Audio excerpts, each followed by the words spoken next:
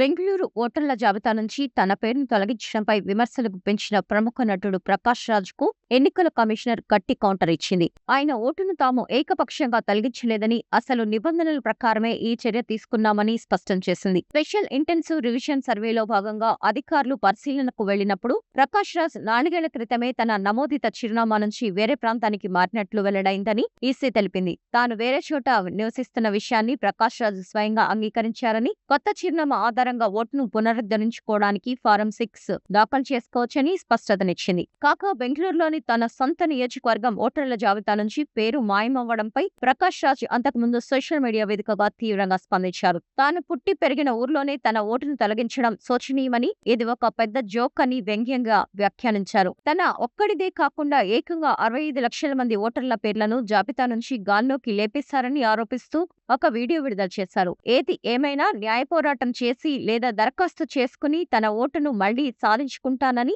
ఆయన తేల్చి చెప్పారు. ఈ క్రమంలోనే ఈసీ ఈ అంశానికి సంబంధించి వివరణనిచ్చింది.